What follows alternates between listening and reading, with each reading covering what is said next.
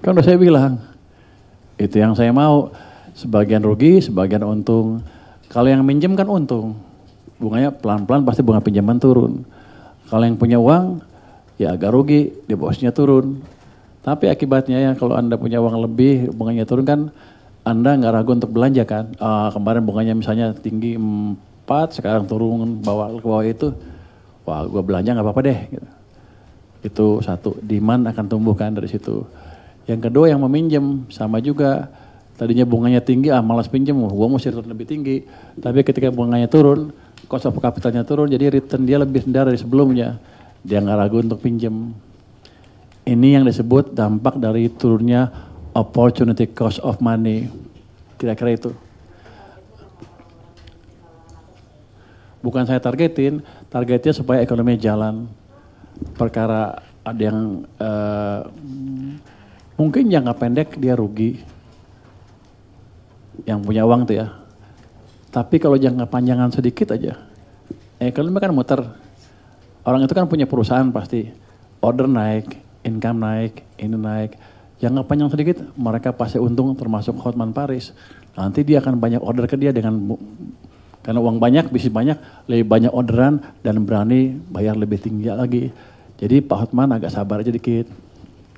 Apalagi?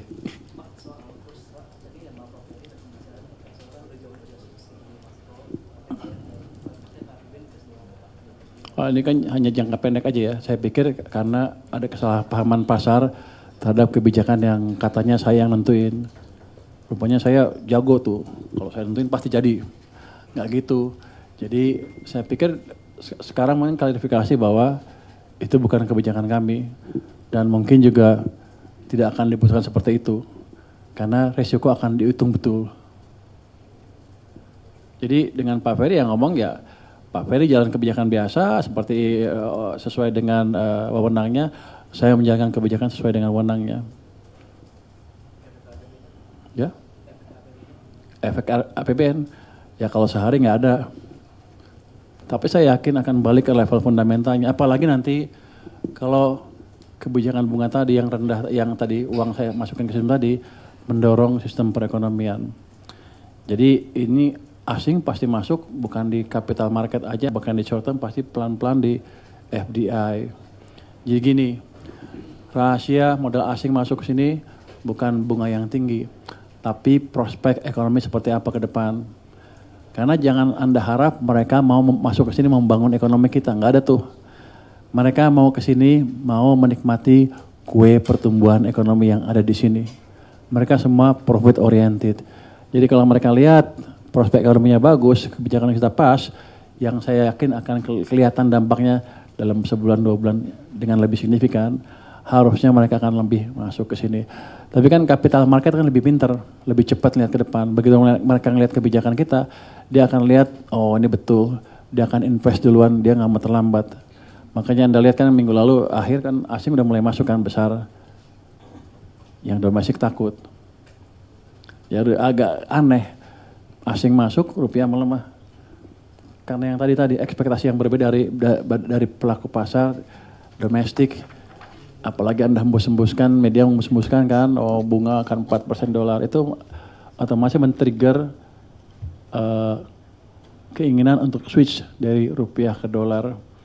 Jadi manusia itu kalau kita lihat ya, yang mendrive mereka kalau business entity itu profitability. Sama perusahaan begitu, Anda jago gitu, orang juga begitu.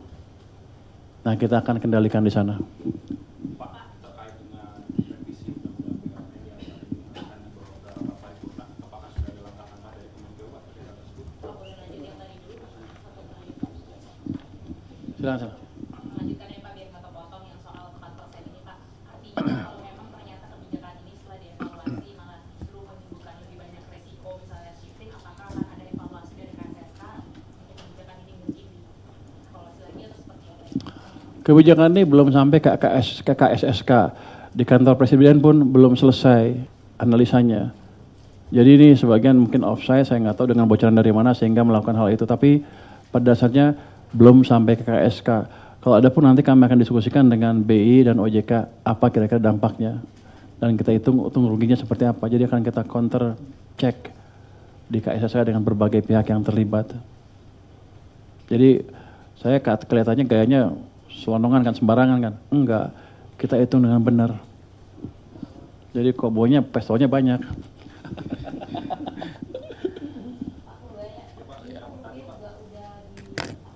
Masih rupiah dulu ya Mas, bentar.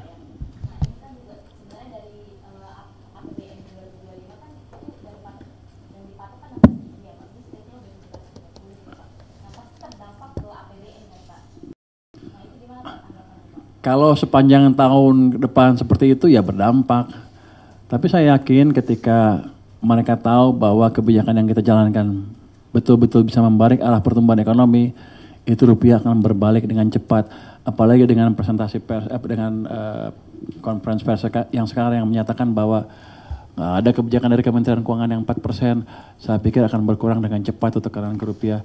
Di samping itu BI juga sesuai dengan wewenangnya menjaga nilai tukar dengan agresif, dengan sungguh-sungguh, dengan apa? Sesuai dengan peran mereka. Saya pikir nggak lama akan balik lagi. Nanti bakal ada intervensi dari pemerintah kayak kebijakan kalau misalkan bank tetap tahan di 4% dan rupiah tetap melemah itu bakal ada intervensi gitu? Nggak ada intervensi, itu suka-suka mereka. Tapi kalau mereka masih naruh angka seperti itu di koran tanpa alasan yang jelas, belum tentu dilaksanakan apa enggak, itu kan hanya menimbulkan sentimen negatif. Saya akan minta atau himbau mereka untuk mengkoreksi itu. Intervensi Anda maksudnya apa? Turunin lu? Enggak. Ya enggak. Cuman kalau nggak hati-hati awas aja. Enggak, mereka harus lebih hati-hati. Kalau menurut Pak Puan, kira-kira akan bertahan sampai kapan Pak rupiah tinggi Pak? Rupiah melemah. Mungkin pertengahan minggu depan juga udah balik. Ini kan kita baru konferensi pers sekarang. Anda baru kebaca koran nanti sore, market udah tutup kan. Senin baru mulai ini, Selasa, Rabu mesti udah balik ke level yang ini. Hitungan saya yang jelas gini, fondasi ekonomi kita akan membaik terus ke depan. Kita menjalankan kebijakan untuk mendorong ekonomi, enggak main-main. Bank sentral juga sinkron dengan kami, tujuannya sama. Menjaga stabilitas ekonomi dan menciptakan pertumbuhan yang lebih cepat. Supaya kita semua kaya bareng-bareng lah gitu. Amin.